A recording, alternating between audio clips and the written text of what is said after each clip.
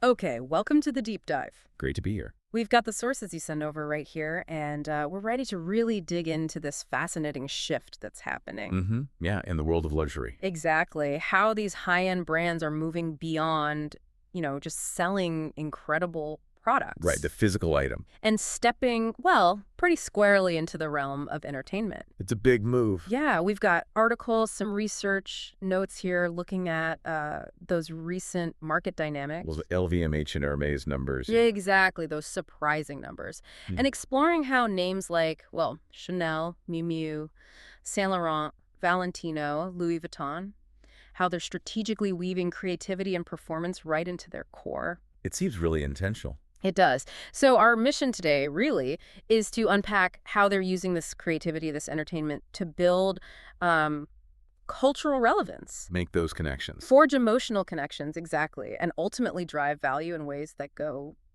way beyond just a beautiful handbag or a suit. Beyond the tangible. Okay, let's get into it.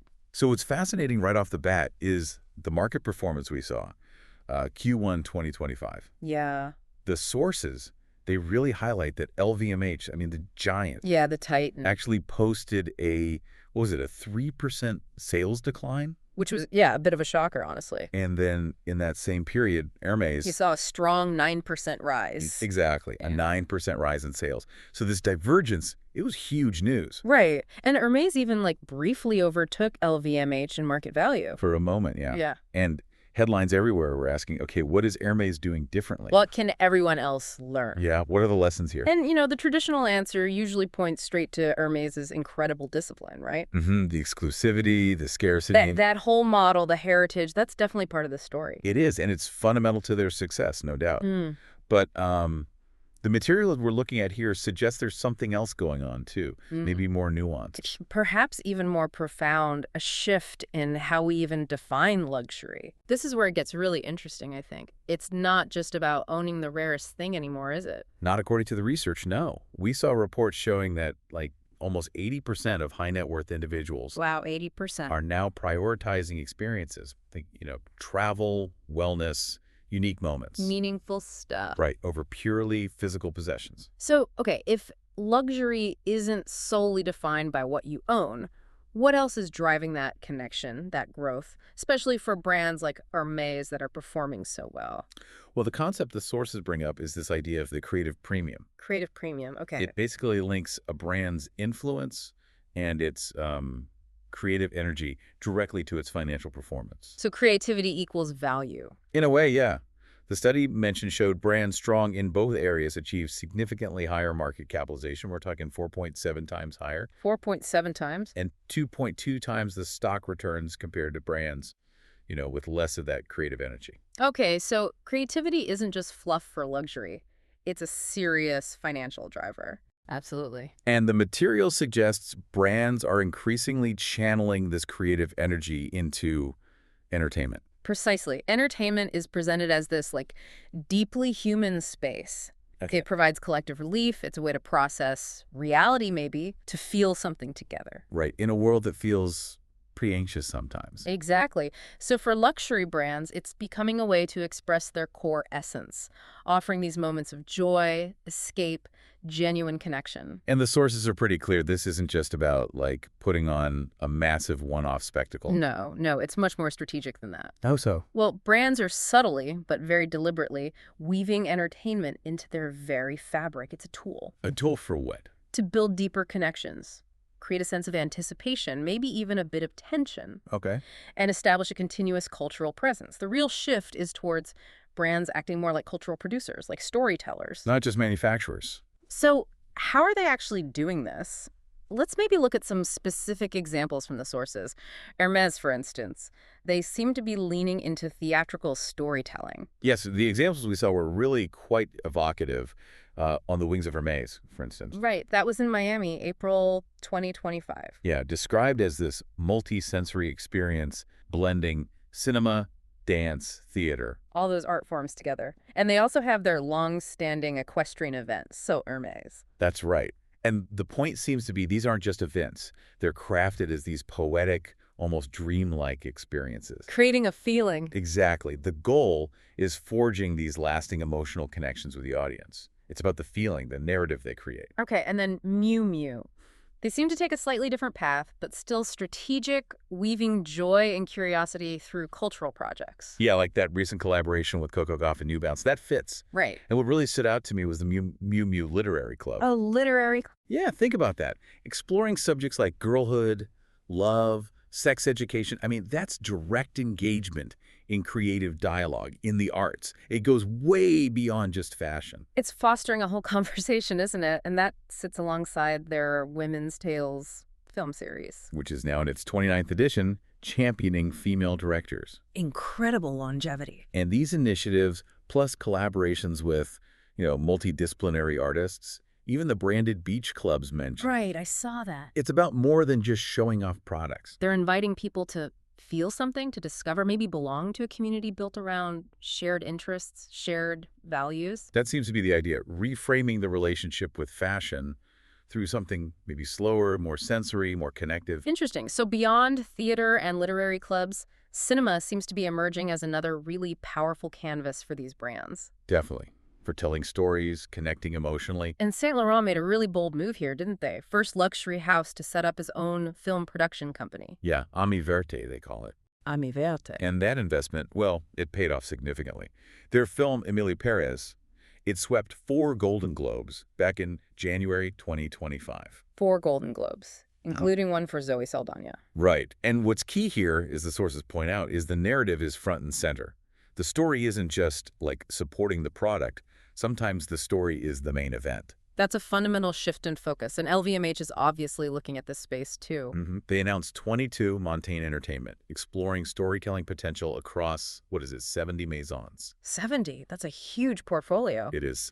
And Valentino also had a really notable initiative at the Beijing International Film Festival, end of April 2025. Okay, what did they do there? They partnered with the Forward Future section, introduced the Dream Forward with Valentino, Costume Creatives Award. So directly linking fashion to the craft of filmmaking itself. Exactly. Spotting emerging Chinese directors, supporting them in weaving fashion into their narratives. It connects design right into the storytelling. Very smart. And Chanel just seems to keep blurring those lines between fashion and film. They really do, in quite captivating ways. I mean, the location for their cruise 2025-26 collection reveal. Villa d'Este at Lake Como says it all, right? Totally. Classic film glamour, and having actresses there like Keira Knightley, Lupita Nyong'o, it just reinforces that connection. Plus, having Sofia Coppola direct a short film starring Ida Heiner, shot right there on location. Capturing that whole vibe, that glamour, that dolce far niente feeling. That leisurely, luxurious state of mind, Yeah. That itself is presented as a luxury. That sense of effortless ease. And the sources also mentioned their wider support for cinema, too, didn't they? Like costumes for Richard Linklater's film. Yeah, Nouvelle Vague at Cannes 2025, providing costumes, doing events, and backing other projects like an animation called Arco, and Kristen Stewart's directorial debut, The Chronology of Water. Wow, so it's a real deepening commitment to the medium, not just a one-off. Definitely seems that way.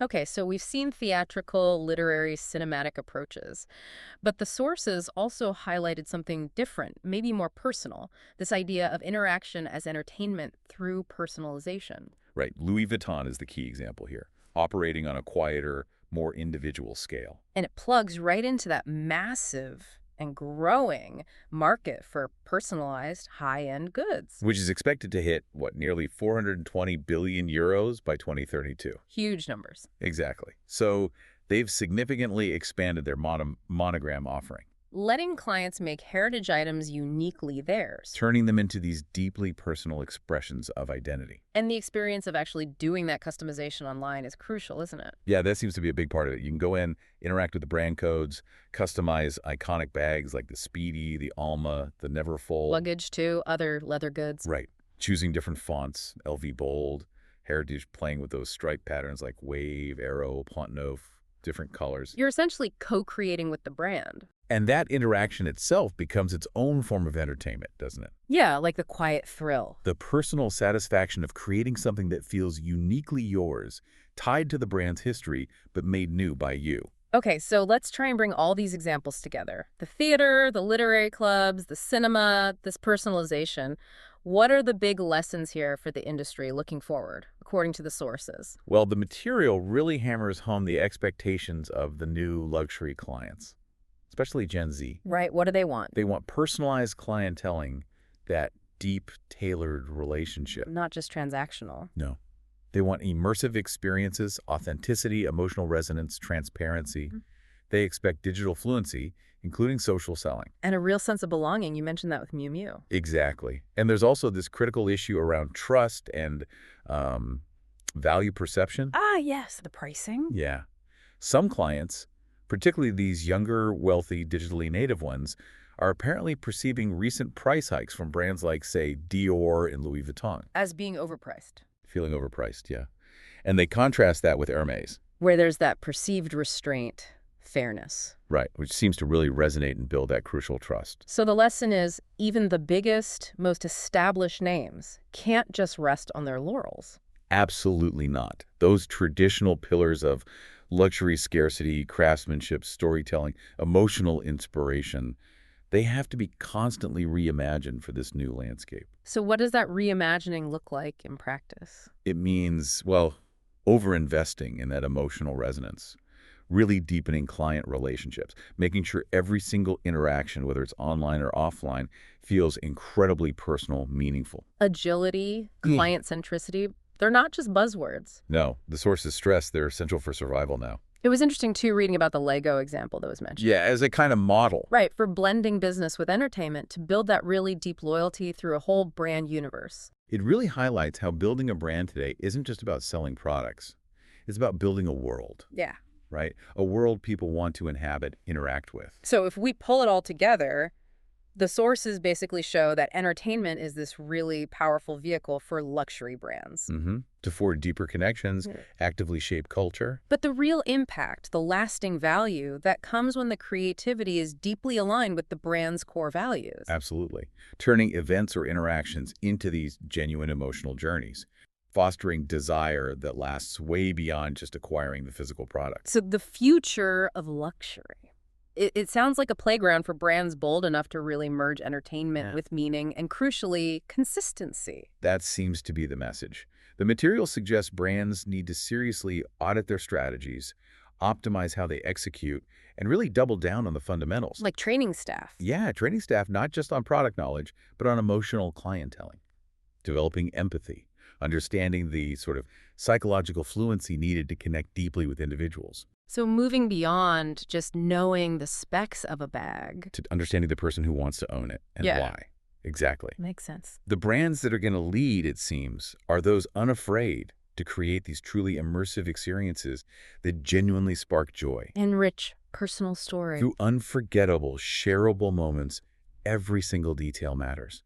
Each experience, big or small, it needs to strengthen that brand connection and leave a really powerful, lingering impression. Right. That brings us towards the end of this deep dive. Here's maybe a final thought for you, the listener, to consider building on this material. Given that experiences and these emotional connections are becoming so paramount in luxury, really shifting the focus away from just the physical object, how might brands innovate even further to create truly unique, truly meaningful emotional journeys that resonate deeply with individuals? And maybe more critically, what happens to the brands that fail to make this fundamental shift? The ones that don't become these cultural producers, these experience providers. Food for thought. Definitely. Well, thank you for providing the source material for this deep dive into the evolving world of luxury and entertainment. It was fascinating to explore.